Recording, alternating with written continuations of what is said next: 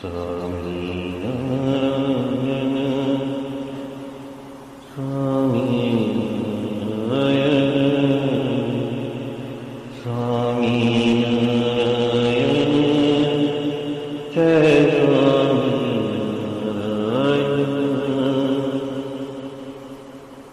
स्वामीनारायण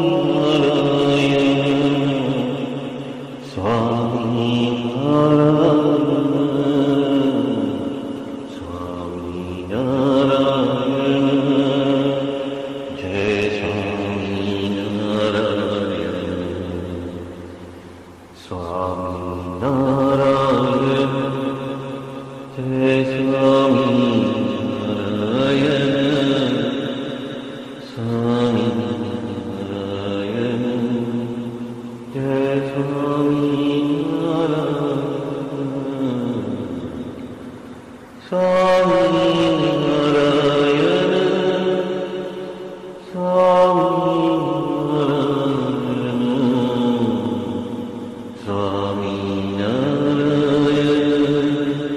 जय स्वामीनारायण स्वामीनारायण स्वामीनारायण स्वामीनारायण जय स्वामीनारायण स्वामीनारायण स्वामीनारायण जय स्वामीनारायण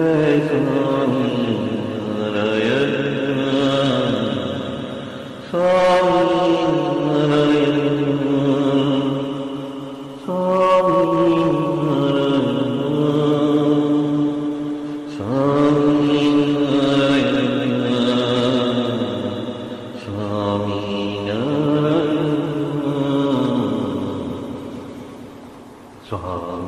स्वामीनारायण जय स्वामीनारायण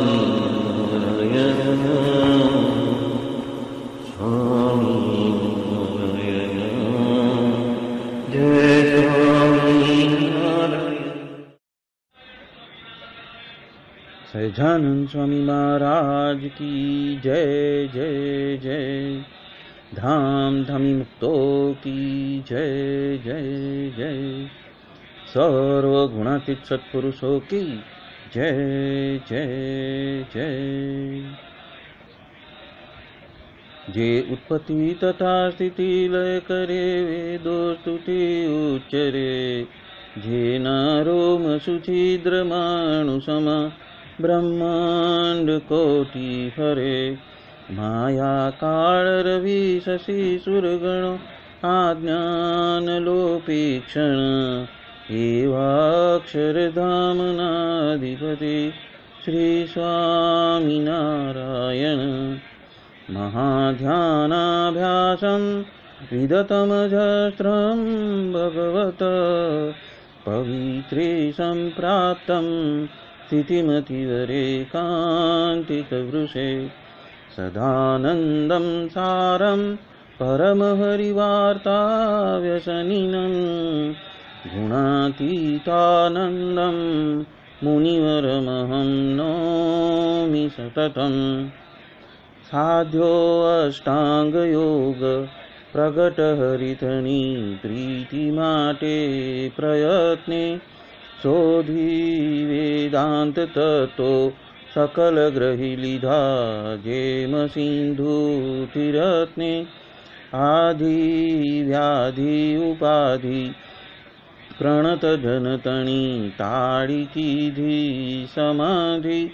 गोपालानंद स्वामी सकल गुण निधि वंदु माया बाधी। वाणी अमृत थी भरी मधुसमी संजीवनी लोकमा। दृष्टि मां भरी दिव्यता निरतता सुदिव्य भक्तो बधा। हय्ये हेत भर्यु मिठू जननी सो नेहास्य मुखे वस्यो। ते श्री ज्ञान जी योगिराज गुरुने निथे नमो भावसु। जेनी अमृतवाणी तो वही रही साक्षात महिमा रूपे। जेनी ब्राह्मी स्थिति अहोलिन करे शुभव्य अक्षर पदे शरणागत निज अल्प जीव सहुना श्रेयार्थ तत्पर रहे काका स्नेहद सिंधु दिव्य विभुने हयो तो वंदन करे। सहजानंद स्वामी महाराज की जय जय जय। गोपालानंद स्वामी की बातें प्रकरण 17 बात 196। जिस तरह चंद्रमा को राहु निगल जाता है और राहु के वजह से ही उसका उत्थान होता है, उसी तरह हरिभक्त श्री हरि जी की कथा का श्रवण और मनन वगैरह जो है वो जब भी सभी क्रिया करते हैं, फिर भी यदि देहाभिमान रूप ऐसा जो उसका स्वभाव राहु ने जिस तरह से चंद्र को निगल गया है, ऐसी उसकी स्थिति है हरिभक्त की। इसीलिए वो सभी क्रिया को विवेक से करता है और वो विवेक की बातें वचनामृत अंत्य 2 में बताया है, जहाँ पे नहा धो के मतलब कि देहाभिमान रहित होकर पूजा करनी है, वो बात बताई है। तो हम वचनामृत अंत्य 2 देख रहे हैं। वचनामृत अंत्य 2 में श्री जी महाराज कहते हैं, जैसी परोक्ष देह के बारे में जीव को प्रतीति हो गई है, उसी तरह प्रत्यक्ष गुरु रूप हरि के बारे में जब आ जाती है तो उतने ही अर्थ प्राप्त उसको होने वाले हैं। तो उसको सभी अर्थ मतलब कि सभी साधना का फल उसको वहाँ पे प्राप्त हो जाता है। और जब ऐसा संत समागम प्राप्त हुआ है, तब देह छोड़ के जिसको प्राप्त करना था वो ही देह होते हुए ही मिल चुके हैं, जिसको हम परम पद कहते हैं या तो मोक्ष कहते हैं, तो वो उसको क्षति से प्राप्त हो जाता है। ये बात जो है बहुत ही सूक्ष्म है, और जो ये सूक्ष्म बात को पकड़ सकता है वो वैराग्य युक्त होकर देहाभिमान का त्याग करके वो श्री हरि की भक्ति को धारण कर सकता है। बात 197। और उत्तम मुमुक्षु का लक्षण तो बताया है, जो स्त्री है, द्रव्य है, रसास्वाद है और हठमान ईर्षा है, उसका त्याग कर देता है। और बड़े संत स्वभाव टालने के लिए यदि उसको दुख भी देते हैं, फिर भी वो परेशान नहीं होता है। तो ऐसी जिसकी समस्थिति है, वो समस्थिति में प्रभु जो कर रहे हैं वो मेरे अच्छे के लिए कर रहे हैं, वो समझ के पथ को प्रदर्शित करने के लिए आगे और आगे उनकी आज्ञा में बढ़ते रहता है, तो उसको ही उत्तम मुमुक्षु की पदवी जो है वो मिलती है। यहाँ पे हमने पहले आगे की बातों में देखा था कनिष्ठ और उत्तम। यहाँ पे मुमुक्षु की बात कही है, और उसमें उत्तम मुमुक्षु किसे कहा है कि जो स्त्री है, द्रव्य है, रसास्वाद और हठमान ईर्षा वगैरह का त्याग करता है, और जिस वक्त संत उसके खुद के जो स्वभाव है वो टालने के लिए उसके कुछ भी तरीके से उसको दुख दर्द आता है, रोग आता है, असफलताएं आती है, फिर भी वो परेशान नहीं होता। बात नंबर 198। निर्बल कौन है और बलवान कौन है, कैसे प्रतीत हो सकता है? उस प्रश्न का उत्तर उन्होंने किया, इंद्रिया, मन, बुद्धि और जीव, ये चारों को जो श्री हरि के भक्त रूप से वो बरतते हैं और एक एक से वो एक दूसरे से बलिया कहलाते हैं।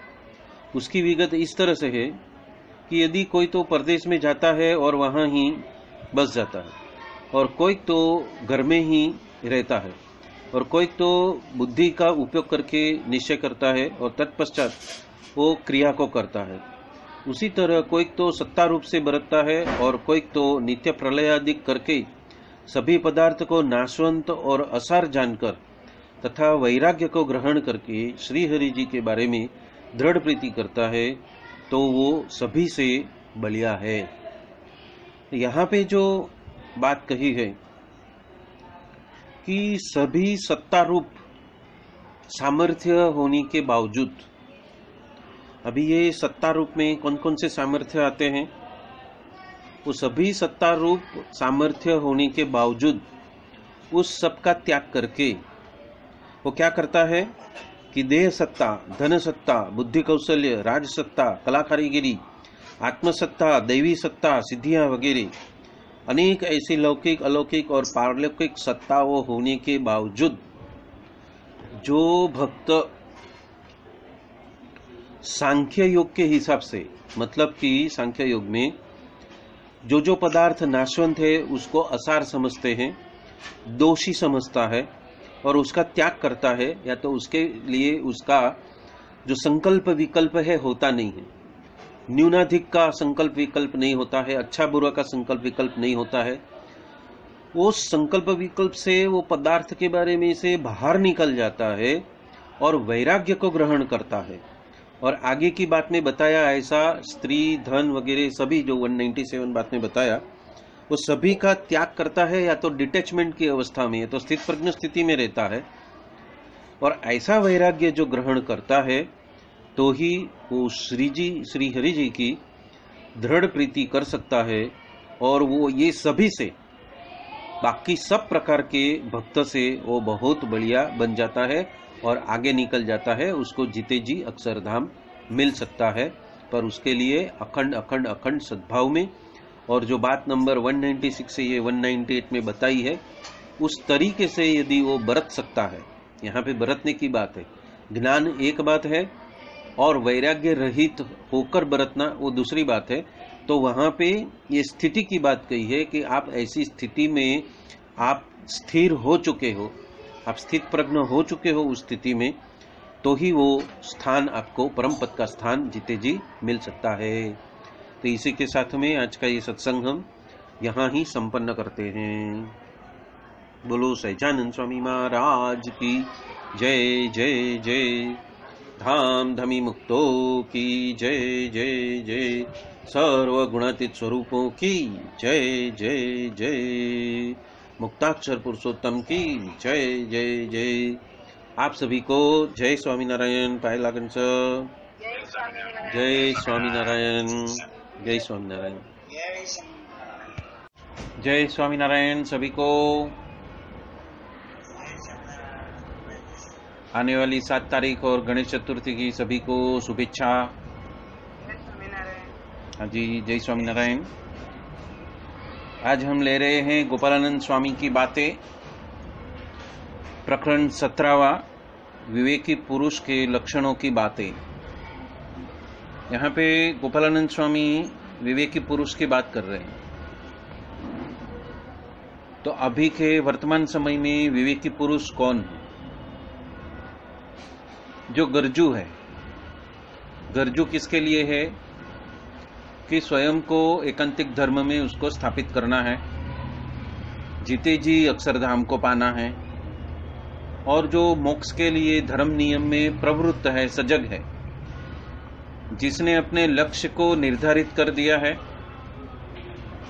और गरजू बनकर उसके लिए वो प्रयत्नशील हो चुका है, वो 100% जागृत रहने की कोशिश करता है, वो है विवेकी पुरुष। अभी प्रेजेंट समय में हम उसको किस तरह से देखेंगे? तो कि 26,000 साल की साइकिल जो है वो कंप्लीट हो रही है 30 मार्च 2025 को। तो युग परिवर्तन आ रहा है।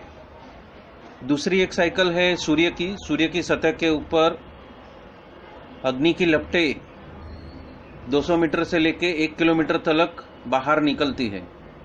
उसमें जो विस्फोट होता है, वो विस्फोट के वजह से वो लहरें जो है उसको फ्लेयर कहते हैं।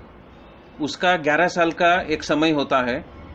पहले साल में वो 200 मीटर तक रहती है, लेकिन जब 11वां साल आता है तो वो 1 किलोमीटर से 3 किलोमीटर तक भी लंबी हो जाती है। वो जो ज्वालामुखी के ऊपर जो जैसे विस्फोट होता है, ऐसे सूर्य की सतह के ऊपर विस्फोट होता है। तो 2025 में वो 11वां साल आएगा। तो उसका इफेक्ट क्या होएगा? तो कि उसके वजह से 2025 में 30 मार्च 2025 के बाद 7 दिन से लेकर 10 दिन तक हो सकता है पूरी इलेक्ट्रिसिटी की जो नेटवर्क है वो ठप हो जाए। सैटेलाइट है, नेटवर्क है, इलेक्ट्रिसिटी की सप्लाई है, ग्रिड है उसकी, वो पूरी ठप हो जाए, उसको चालू होने के लिए, वापस रिस्टोर करने के लिए 7 से 10 दिन लग सकते हैं। तो वो एक समय परिवर्तन है। और आगे हम देखते हैं कि गोपालानंद स्वामी ने बात नंबर 199 में क्या कहा है। प्रकरण 17 बात नंबर 199। और जो रजोगुणी बुद्धि वाला हो वो तो उठने के साथ ही वो तो सभी संसारिक व्यवहारिक क्रिया करने लगता है, वो भगवान को भूल जाता है, वो वेग में आ जाता है। और जो वेग में होता है वो अपने आप को कंट्रोल नहीं कर पाता है। जो स्वयं के ऊपर विचारों की और भाव जगत की जो कंट्रोल होनी चाहिए, वो कंट्रोल से वो बेकाबू हो जाता है, वो ही रजोगुणी बुद्धि वाला है। तो तुरंत ही सांसारिक और व्यवहारिक गतिविधियों में वो उत्प्रोत हो जाता है और भगवान को भूल जाता है। और तमोगुणी तो अंधधंध जैसी, मतलब कि बुद्धिगम्य नहीं है, वैसी अधोगमी युक्त पतन की ओर की क्रिया करते जाता है। और यहाँ पे गोपालानंद स्वामी कहते हैं कि जो सत्वगुणी है वो तो सोचे समझे बिना, चिंतन मनन किए बिना कुछ भी क्रिया नहीं करता। वो न मन से, न बुद्धि से, न शरीर से, न वाणी से, न वर्तन से, वो कोई भी क्रिया करने के पहले 100 बार सोचता है, वो धर्म संगत है कि नहीं वो देखता है, वो मेरे गुरु की आज्ञा में आता है कि नहीं वो देखता है, और उसके बाद ही वो कोई क्रिया करता है। तो यहाँ पे भेद बताए है कि जिसकी बुद्धि रजोगुणी है, तमोगुणी है और सत्वगुणी है, तो उसका अभिगम क्या रहता है विचार वाणी वर्तन के लिए, उस अभिगम की बात की है। तो हमें इस अपने गुण को पहचान कर हमें उसमें से ऊर्ध्वगति को प्राप्त करने के लिए जो तत्परता दिखानी है, या तो जो सजगता दिखानी है, और जो उस सजगता में सक्रिय हो जाता है, जो अपने लक्ष्य को सिद्ध करने के लिए रात दिन एक कर देता है, उसको ही विवेकी पुरुष कहा है। तो गोपालानंद स्वामी का ये जो बातें हैं वो हर एक लेवल के ऊपर ये बातें काम में आएगी। हम अलग अलग लेवल पे हैं सभी, लेकिन हमारा लक्ष्य क्या है? अक्षरधाम। तो ये अक्षरधाम का लक्ष्य है, पर लेवल जो है, लेवल ऑफ अंडरस्टैंडिंग है, या तो हमारी स्थिति का जो लेवल है, वो सब अलग अलग है, क्योंकि हमारी वृत्तियां अलग अलग है, हमारी रिस्पॉन्स की एबिलिटी, प्रतिक्रिया की एबिलिटी अलग अलग है। कोई इमीडिएटली ब्रेक मार सकता है विचारों को, बुद्धि के जगत को, या तो फिर भाव जगत को, या वर्तन में वो ब्रेक मार सकता है इमीडिएटली कि यदि मैं इस वक्त चुप रहता हूँ तो क्या नुकसान होएगा, और यदि मैं अभी बोलता हूँ तो उसका परिणाम क्या आएगा। तो वो पहले परिणाम सोचता है और उसके बाद ही कोई वर्ताव में अपनी क्रिया को लाता है। तो वो सजगता की बात यहाँ पे गोपालानंद स्वामी ने कही है कि विवेकी पुरुष मतलब जो मुमुक्षु है, मतलब कि जिसे इसी जन्म में अक्षरधाम को प्राप्त करना है, या तो एकांतिक धर्म में स्थित हो जाना है, या तो गुणातीत भावना वाला साधु हो जाना है, उसके बारे में बताया है कि उसका अभिगम कैसा होना चाहिए, तो ही उसे विवेकी पुरुष कहा जाएगा। मतलब कि हमें ये सारे जो गुण हैं, या तो ये सारी जो क्वालिटीज है, या तो ये सारे जो अभिगम है, उस अभिगम को हमें अपने जीवन में कैसे उसको उतारना है, और उसमें हमें स्थित प्रज्ञता की स्थिति में किस तरह पहुंचना है। यह है एक स्थित प्रज्ञता की स्थिति, बोधिसत्व की स्थिति है, जहाँ पे हर एक क्रिया के बारे में सूक्ष्मता में, गहनता में सोच विचार किया जाता है, चिंतन मनन किया जाता है, उसके बाद ही कदम बढ़ाया जाता है। बात नंबर 220, उत्तम मुमुक्षु के लक्षण यहाँ पे बताए हैं। वो क्या है? तो कि वो सत्पुरुष को पहचान लेता है और उसको अपना मन समर्पित कर देता है, और उसके समागम के लिए सभी प्रकार का जो भीड़ा है, या तो सभी प्रकार की जो परेशानियां हैं, या तो सभी प्रकार के जो विघ्न जो आते हैं, उसको सहन करता है, उसको पार करता है, और अपने लक्ष्य के प्रति वो आगे और आगे बढ़ते रहता है।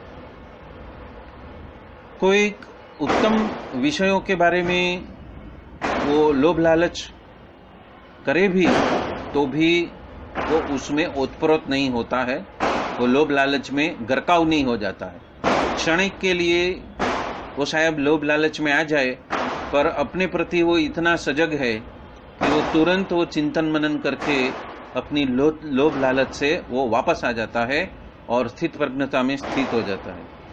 और धर्म ज्ञानादिक साधन और देश कालादिक जो विषमपणा है, मतलब कि विघ्न है, या तो जो परेशानियां हैं, या तो जो चैलेंजेस है, चैलेंजेस अनेक रूप से आते हैं, विरोध अनेक रूप से आते हैं, अड़चने अनेक रूप से आती है, परेशानियां अनेक रूप से आती है, फिर भी वो उसको छोड़ता नहीं है और वो उसमें भी आत्मा अनात्मा का विचार करता है। मतलब कि हर क्रिया के पहले वो अपने आप को, मैं अपने धर्म और नियम के हिसाब से मेरा वर्तन है कि नहीं, मेरी क्रिया है कि नहीं, उसके लिए वो 100 बार सोचता है। 100 बार सोचने के बाद ही वो कितनी भी मुश्किल हो फिर भी वो अपने धर्म में स्थिर रहता है, स्थित प्रज्ञ रहता है और अपने वर्तन में थोड़ा भी गुणातीत भावना वाला साधु की ही वर्तन से ही वो ओतप्रोत रहता है, उसमें ही उसको प्रेफरेंस देता है। और सभी सत्शास्त्र का भी वही सिद्धांत है। वो क्या सिद्धांत है कि सत्तारूप होकर, मतलब कि ब्रह्मरूप होकर ही श्री हरि जी का ध्यान करता है और उसी तरह अनेक जन्म तलक करता रहे, तब कारण शरीर नाश होता है। यहाँ पे विवेकी पुरुष जो मुमुक्षु है, जिसने अपना लक्ष्य निर्धारित किया है और लक्ष्य पर चलने के लिए वो सुरवीर भी हो गया और सुरवीरता के साथ साथ में वो सजग भी हो गया और सजगता के साथ साथ में वो उस तरह से नियमित भी हो गया है कि मुझे यही राह पे चलना है, चाहे कोई कुछ भी बोले, चाहे मेरी प्रगति हो चाहे मेरा पतन हो, पर मुझे गुणातीत भावना वाले साधु के धर्म नियम में ही बरतना है। और ऐसा कार्य, ऐसा वर्तन वो अनेक जन्म तलक करता रहे, तभी ही उसका कारण शरीर का नाश होता है। कारण शरीर हम सबको पता है कि अपने भौतिक हृदय के अंदर वो वटाने के दाने जितना एक शरीर है, जिसमें जन्म जन्मांतर के कर्म बीज भरे पड़े हैं और उसका नाश बहुत ही जरूरी है। एक तो कर्म बीज का नाश जरूरी है और दूसरा जो कारण शरीर है उसका नाश जरूरी है। कारण शरीर इतना वज्र जैसा है कि न्यूक्लियर बास्ट हो जाए, हम पूरे जल के राख हो जाए, फिर भी कारण शरीर जलता नहीं है, उसको कुछ भी नहीं होता, वो वैसा का वैसा ही आगे चलता है। तो ये एक बात हुई कि स्थूल, सूक्ष्म और कारण शरीर, जिसका नाश करने के लिए श्री गोपालानंद स्वामी, सदगुरु गोपालानंद स्वामी हमें ये मार्ग प्रदर्शित कर रहे हैं। गुरु हमें मार्ग प्रदर्शित करते हैं और उसके आगे, ये तो तीसरा शरीर की बात है, पर दिनकर दादा ने कभी चौथे शरीर महाकारण शरीर की भी बात कही है। जेवा में निर्ख्या है, उसमें ये बात कही है। उसको महाकारण शरीर कहते हैं और वो महाकारण शरीर आज्ञा चक्र के पास में है और वो नील बिंदु भी उसको कहते हैं।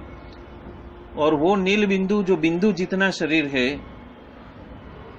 वो नील बिंदु का भी फटना जरूरी है। जिस तरह से कारण शरीर है उसी तरह महाकारण शरीर भी है और कारण शरीर का नाश और महाकारण शरीर का दोनों का नाश होना चाहिए। और वो जीते जी जब हो जाता है तो हम जीते जी मुक्त दशा में हम प्रवेश कर जाते हैं। और ये बात यहाँ पे गोपालानंद स्वामी कहते हैं। गोपालानंद स्वामी कुंडलिनी तंत्र के मास्टर थे। गोपालानंद स्वामी कुंडलिनी जगाने के लिए और सहस्त्रार से परे जाने के लिए और ऊर्ध्वगामी बनाने के लिए वो अष्टांग योग उन्होंने सिद्ध किया था। और यहाँ पे जब वो बात कर रहे हैं तब सिर्फ तीसरे शरीर की बात करते हैं, पर जब इस गोपालानंद स्वामी की डीपर अंडरस्टैंडिंग में हम जाते हैं तो उनकी और सारी बुक्स भी यदि हम पढ़ते हैं तो उन्होंने महाकारण शरीर और उसके आगे के महाकारण शरीर की भी बात की है। और वो सभी का जब नाश होता है तभी ही जीवन मुक्तता, मतलब कि गुणातीत भावना वाले साधु में वो जीवन मुक्त की स्थिति में आता है और तत्पश्चात उसे जन्म मरण का जो ये चक्कर है वो हमेशा के लिए खत्म हो जाता है। वो बात यहाँ पे बात नंबर 200 में गोपालानंद स्वामी ने हम सबको बताई है। बात नंबर 201, ज्ञानी अज्ञानी का लक्षण वो बहुत संक्षिप्त में बताना चाहते हैं। ज्ञानी भक्त प्रवृत्ति मार्ग में श्री जी की आज्ञा के वजह से ही वो अपना वर्तन करता है, फिर भी श्री हरि की कथा वार्ता, कीर्तन भक्ति तथा आत्मा अनात्मा का जो विवेक है वो किए बिना रह ही नहीं सकता। ऐसा क्यों लिखा है? क्योंकि ये बेसिक कंडीशन है। जीवन मुक्त होने के लिए ये सबसे जरूरी बात है कि वो आज्ञा में बरतता होने के बावजूद भी उसके अंदर ये विवेक जागृत हो जाना चाहिए, उसके अंदर ये होश जागृत हो जाना चाहिए, और उसके बिना वो रह नहीं सकता है। वो बात कही। और जो अज्ञानी भक्त है वो तो प्रवृत्ति मार्ग में जल्दी से वेग से जुड़ जाता है और भजन सुमिरन भी उससे यथार्थ होता नहीं है।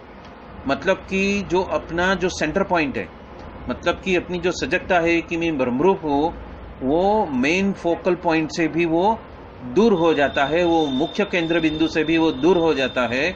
और अज्ञानी भक्त है वो प्रवृत्ति मार्ग में ही सबका देखा देखी, दूसरा करता है उसी तरह खुद भी करेगा करके वो संसारिक और व्यावहारिक बातों की चर्चा चर्ची में आके वो ब्रह्म रूपत्व का जो केंद्र बिंदु है, जो फोकल पॉइंट है, उससे दूर हो जाता है। तो यहाँ पे जो ज्ञानी भक्त है वो सजग रहता है, और सजग रहकर वो अपने वर्तन को उसी तरह से रखता है कि हमेशा उसकी दिशा जो है वो गलत दिशा न हो जाए, पतन की ओर की न हो जाए, और ऊर्ध्वगमन की ओर ही रहे। उसी के बारे में वो हमेशा सजग रहता है और प्रयत्नशील भी रहता है, और अपने दोष को देखकर रात को प्रायश्चित रूपी प्रार्थना करके फिर से वो विहंगावलोकन करके वो फिर से उस मार्ग के ऊपर प्रशस्त होने के लिए दूसरे दिन के लिए तरोताजा होकर उठता है। मतलब मैं ब्रह्मरूप हूँ, और उसी सजगता से वो अपने जीवन को ढालता है। तो इसी के साथ में आज का ये सत्संग हम यहीं संपन्न करते हैं। बोलो सहजानंद स्वामी महाराज की जय जय जय। धाम धमी मुक्तो की जय जय जय। सर्व गुणातीत स्वरूपों की जय जय जय। मुक्ताक्षर पुरुषोत्तम की जय जय जय। आप सभी को जय स्वामीनारायण। पाय लागन सह। वेलकम। जय स्वामीनारायण। जय स्वामीनारायण सभी को। जय स्वामीनारायण।